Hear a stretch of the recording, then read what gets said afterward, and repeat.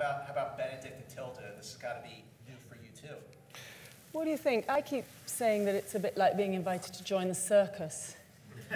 You know, you get invited to be the bearded lady or the painted gentleman or something, and you may have a chance in the future to play with a clown or learn a bit of trapeze or work with the ponies with the plumes. It's really, the reason that feels like a correct way to describe it is that everybody's so psyched. I mean, even the Sorcerer Supreme, Kevin Feige, is just the super fan of all super fans, and he's the master of the big top, and it just feels such a lucky break for everybody who's working in that circus top, don't you think? Yeah, absolutely. I mean, I'm so thrilled to be a part of this. I mean, growing up as a kid, I was always collecting Marvel comics and especially Spider-Man comics, and it's just lovely to see my investment as a child is the fruition in my adult life and education. Yeah. So yeah, just a wonderful, wonderful time. Yeah. You know, Mads. Yeah. So the last 10 years, Mads Mikkelsen. Let's see, James Bond, Star Wars Rogue One, Doctor Strange, the Marvel Cinematic Universe. Like, Right.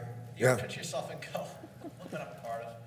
Yeah, I mean, can only join these guys. I mean, for someone who grew up with the comic books, basically half of my life I was reading comic books, and the other half I was watching Bruce Lee.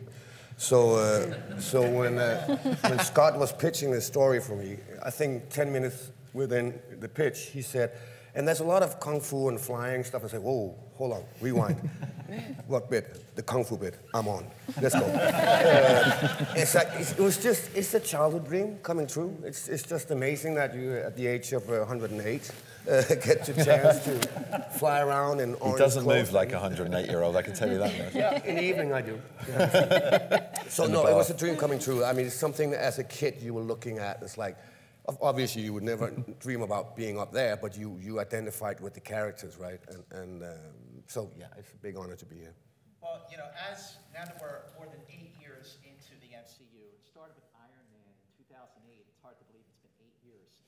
So for Kevin and for Scott, what are the challenges to make these films fresh so they don't fall into a formula, they don't feel conventional, even by superhero standards? That could happen, but I feel like you really did succeed in making this fresh and different while still fun and fitting in with the MCU. But what were the challenges with that, Scott?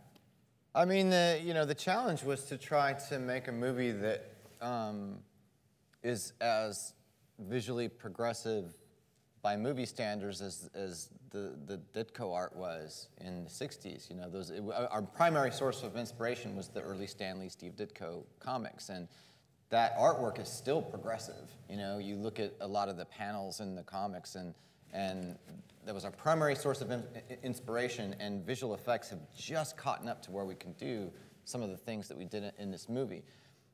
And I think that the trick of it was to not hold back and to push ourselves as far as possible to do original things with the set pieces. I remember in some of my early meetings saying that I felt like my goal was for every set piece in the movie to be the weirdest set piece in any other movie, you know, but each one of them would be uniquely odd and unusual and refreshing.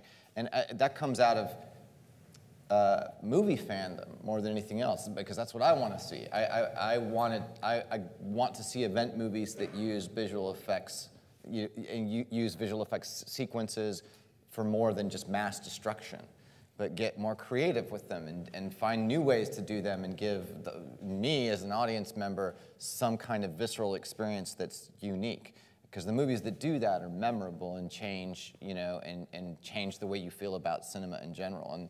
And I don't know if we achieved that, but it was certainly the goal to push ourselves into something new and something fresh, so that the audience would be genuinely surprised in moments and get their money's worth, you know.